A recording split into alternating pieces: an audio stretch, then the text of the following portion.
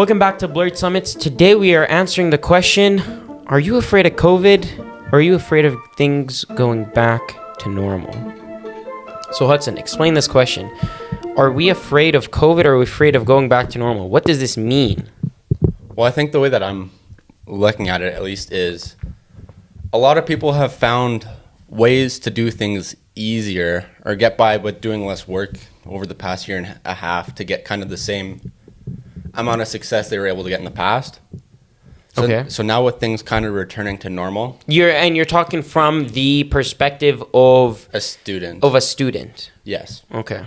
And actually even from a work perspective, because with like online work and stuff too. Okay. But like now that things are going back to normal, back to in person, you'll have to start doing these things that require more effort that you didn't have to do for the past year and a half. Like to get to the same point that you realize over the past year and a half or whatever it was that I don't have to work anywhere near as hard as I used to, yet I can be just as successful or even more successful, get towards what I view as like my peak or whatever. Right. The easy way. In air quotes. Okay. But now that things are going back to normal, you can't take that easy route now. Now you're going to have to get back to that working hard, long hours to get to where it is, right? Okay. So you're saying it's that we've now reached a point where we hide under the guise of COVID. Actually, yeah. Sorry, I'll keep going. But yeah, I think no, you go. Now people are using the excuse of COVID as the reason why they are afraid of things going back to normal, as opposed to the reality of what it is. I think people it's totally okay to say, hey, I'm scared of things going back to normal because I'm gonna have to work way harder and do what I used to in the past to get to my goals again. But we're not honest.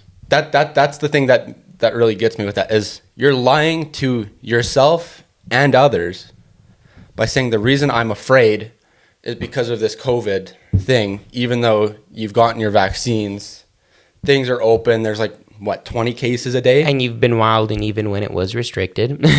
Yeah. So right.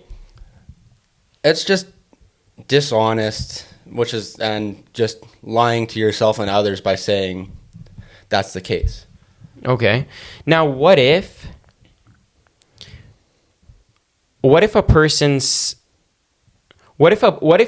a person actually believes it? Let's say they are still afraid because of COVID, but their actions don't reflect it. They're deluded.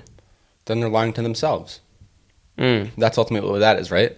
I think if someone has been straight up genuinely following things, stayed at home for the past year and a half, and they're scared of things going back to normal, that is honestly perfectly fine because their actions reflect their words. I think the biggest thing in everything is actions speak louder than words, as I think we've talked about that a bunch, right? So if your actions are, I don't care about COVID, then you don't care about COVID. But if your actions are, I'm going to stay at home and I'm really scared of this and I don't want to get it and I don't want to infect other people, then that is what your words ultimately are. So there's two things I want to touch on. Yeah. Number one is, has this turned into a form of virtue signaling, right? Where I'm afraid of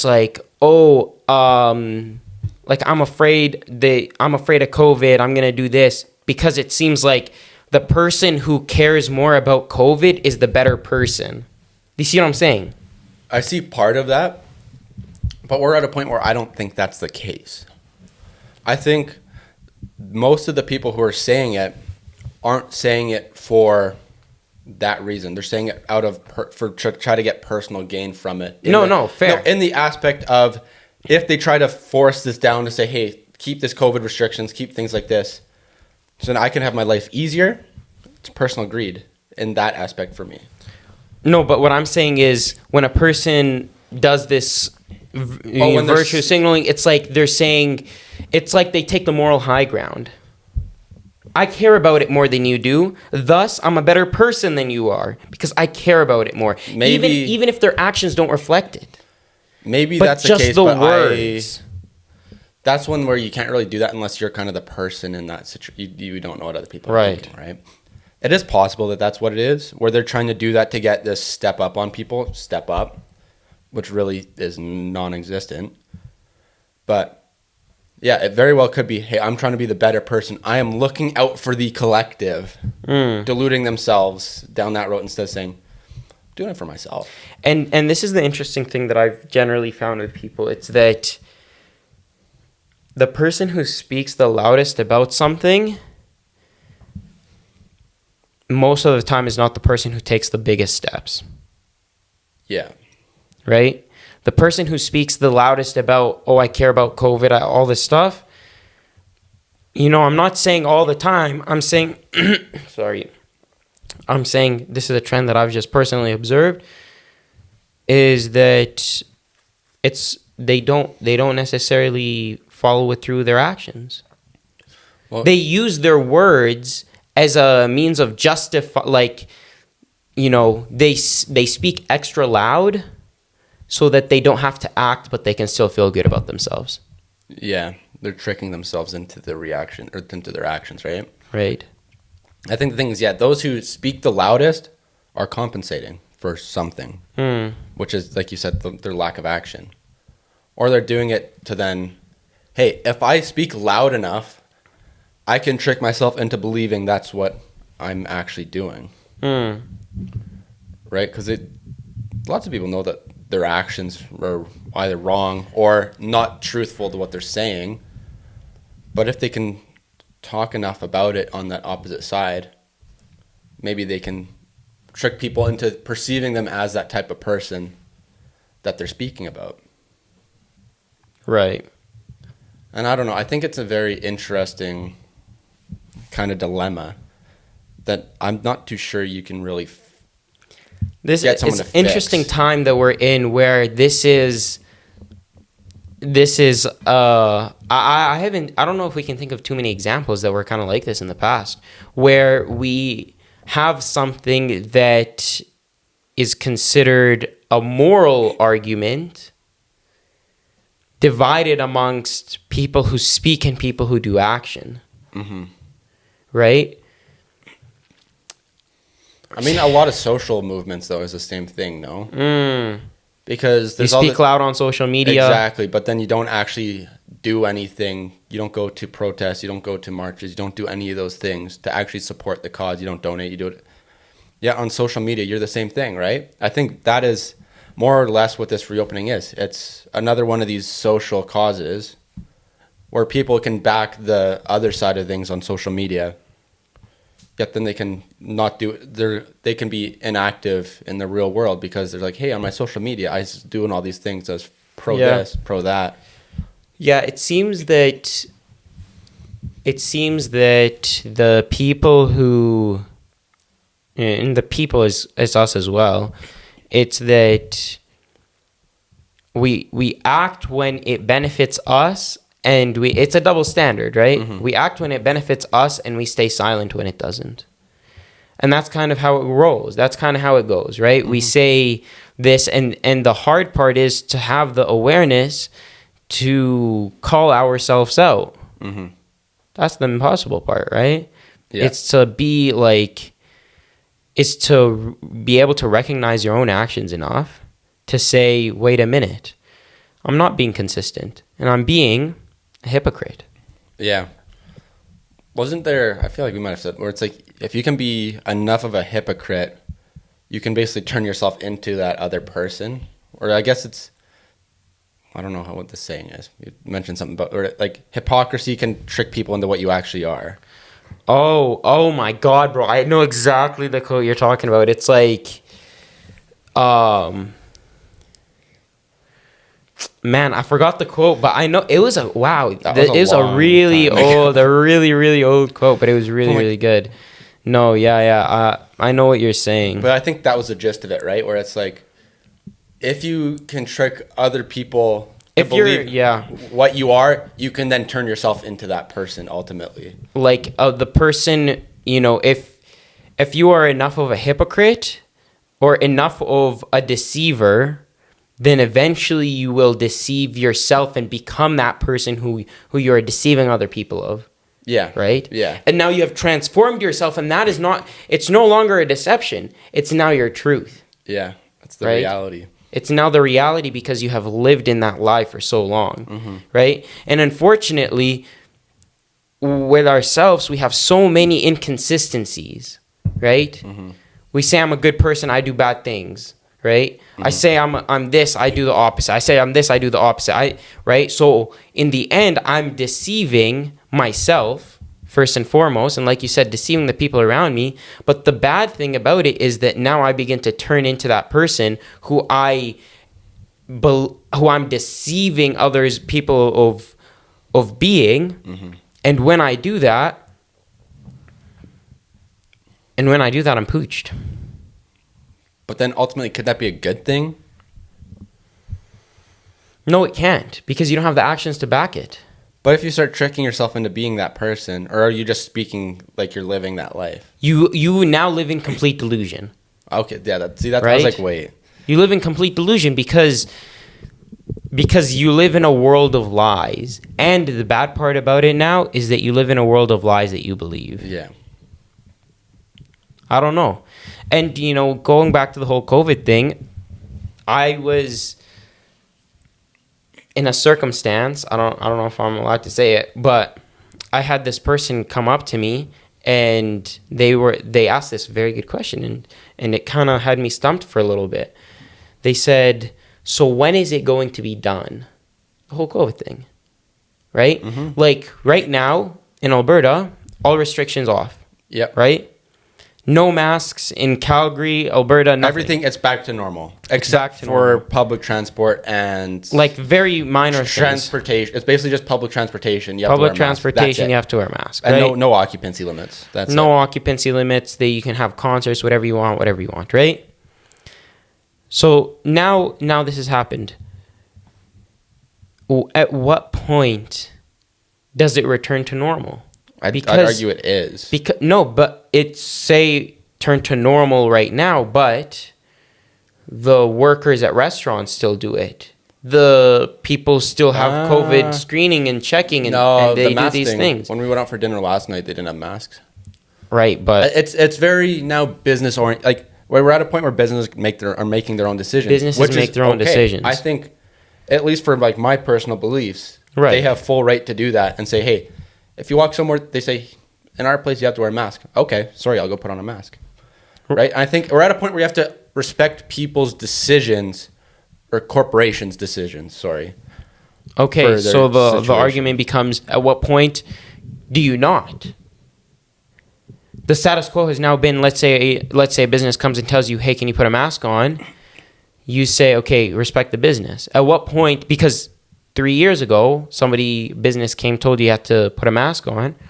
You just wouldn't shop there. Right? You would have to leave. Right? No, all businesses have the right to make their own rules. I think that, for me personally, we're going into like political stuff. Right. Like, I think every business has the right to make their own decisions like that. And if they say, hey, no entry if you don't wear a mask and if you don't sanitize your hands before you walk in, that's right. Sure, maybe some people will turn away, but they're making this conscious decision and you have to respect them for this decision because they're not really infringing on other people, right? They're saying their thing and you're coming to them. Therefore, let them do what they want. If they say, hey, you have to wear a mask, you come to them and you say, I don't want to wear a mask, you're then infringing on the business, right? So that's where that sort of thing lies for that, personally. Like, That's a tough line to draw. If I see people wearing masks around the campus at university this year, I'm not going to think anything of it. So what? They're wearing a mask. But the thing that gets weird is if in certain situations they wear the mask and then they'll go party at some people's house with 50 people with no masks on or go to this thing with no mask on. I think it's the consistency is the issue. The actions aren't necessarily the issue for me. It's the hypocrisy. Yeah, exactly. So if this business is like that, and then there's two people that are like, oh, no, I know you guys are good, come in without a mask, then it becomes a problem. I think as long as you are personally consistent in your views and your actions, they match up, not a problem. As soon as they're different is the problem. Is hypocrisy a situational attribute or a generalized attribute? And what do you mean by that? So is hypocrisy, let's say somebody's a hypocrite, is the determination of whether a person is a hypocrite situation by situation, or if a person's a hypocrite, then they're generally a hypocrite in everything? No, I think it's general. Like, ultimately, everything is tied together, right? So if you're a hypocrite about these two things, you're not just, then you're therefore a hypocrite, right? I think it's either you are or you aren't. It's not, in some situations you are, in some situations you're not. It's not one where you can be sort of, right? It's, yeah, they're a hypocrite because they say this and do that. Therefore, hypocrite. Ultimately, that's my view. What do you think? Yeah, I agree. And the question becomes, if you notice something, if you notice hypocrisy in one realm, then perhaps it's worthy to take note of it. And then here's the other question. If you notice someone being a hypocrite, do you call them out? No. Should you call them out? No point. Is it due to their own delusion that if you call them out, they're never going to acknowledge it? Or okay, listen, you can call them out, but there's a delicate way to do things. Calling a person out, you can't ever call a person out, in public, right? You can't ever even call a person out in private if it's just one-on-one and you call them out in an aggressive manner. You can't do these things because there's nothing fruitful that's going to come out of that. If it's, I wouldn't even call it calling out. I would say advising. Mm-hmm. If you see something that, somebody that you care about and you want to advise them, okay, sure, go ahead. But I think calling out, there's never a fruitful point to it. I guess not really, yeah. Calling out never. I know I would never call someone out. You could mention, it's hey, sorry, there's just looks like there's a bit of inconsistency in your actions versus your words. I wouldn't even say that. I mean, because, I'd never say that. Right? But, that might be a little bit too much. It's a fine, delicate art. Mm-hmm. So of when you're advising a person and how to go about advising a person, right? And it can be easily butchered and it's very hard to do. And I think that I don't even think I'm that great at doing it. So I usually just keep my mouth shut. Yeah, right? I'm at the point there are certain situations where, okay, it's absolutely necessary, so then I say something. But, unless I have a very important reason to do so, I won't do it. I think, it stirs up a lot of drama and mess. When done incorrectly. Yeah, but even in most of the times, even if you're doing it correctly, that doesn't mean that anything will come from it. Right? Most times nothing will probably come from it because when people are hypocrites, most of the time, they don't even realize it. So then they won't really react to what you're saying, right? They'll trick themselves back into this loop. They'll come up with excuses. You do whatever, right? So I don't think there's a right or wrong answer. I think it needs to be done, if it is going to be done, with delicacy and with care. And if it's not going to be done, then take notes and be observant, mm-hmm. right? And let these notes influence your future decision making, mm-hmm. right? I think there's a place in the world for hypocrites. Yeah. Because there has to be a yin to every yang. What? There needs to be a yin to every yang. If you have non-hypocrites, there needs to be hypocrites, right? If there's good people, there needs to be bad people as well. This is the balance of life. Oh, I guess, sure, if you want to. Right? Sure. So there is a place for them, right? There's a place mm-hmm. for liars and for cheaters and for stealers, and there's a place for bad people. Mm-hmm. Absolutely, right? Because if there weren't bad people, then what are good people? If there weren't, to be relativity. If there weren't hypocrites, what are non-hypocrites? What are people who are truthful? Right? So there is a place for them to exist in the world. Mm-hmm. Does that mean that they necessarily need to exist when you're dealing with them in a certain environment or in a certain circumstance, maybe be extra careful so that you don't deal with them. But it is what it is, right? Mm-hmm. So that's just, I think, what it comes down to. Yeah, I think it's definitely tricky, right? Like, ultimately, you have to make the decision, do I want to interact with these hypocrites or with these things, right? Like, you'll obviously come around them. You'll interact with them unintentionally often, right? Just how do you deal with those situations? How do you move? I think you need to be able to live with a hypocrite. Are you able to survive with it? Because I don't think either it's virtuous for a person to be like, I cannot even interact or engage with bad people. You know what I'm saying? Well, it's inevitable to interact with people like that, right? Like, you can't avoid it. It's inevitable. You can't avoid it. And I think that you're weak if you can't do it. Mm-hmm. Right? True strength is not just being able to interact with people who are good and who are truthful and sincere. True strength is also a person who can interact with people who are bad. Mm-hmm. Maneuvering those tougher, trickier conversations, right? Because oftentimes it'll feel like you're being drawn into a trap. How do you maneuver that trap? You know, and practice makes perfect, I suppose, with circumstances like that. But I think that this environment of, you know, the question that we asked gives light to the true nature of people that otherwise was hidden. Or now, makes it more evident, yeah. What are you going to do with this true nature? I don't know. Did you know this true nature from the beginning? I don't know. Yeah. I'm sure a lot of people it'll pop up and you're like, oh, I didn't expect that. Did you not expect that, though? Did you not expect that? What, and like certain, are you saying in individuals? Or did you just turn a blind eye and now you say, I didn't expect that? That's a good question. That's a very good question. Some introspection. So that's something you have to start looking in your life, and then you need to start looking around and you need to start saying, okay, wait, if I've done it once, where else have I turned a blind eye? Mm-hmm. Right? Have I turned a blind eye to my own actions?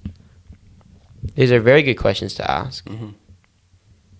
Thank you guys so much for tuning into today's episode of Blurred Summits. If you enjoyed today's podcast, be sure to think of one friend who could benefit from the information or who would enjoy this discussion. Be sure to share this with them. Catch the full video podcast on YouTube, the full audio podcast out on all platforms. Be sure to follow us on Instagram for more content. Thank you.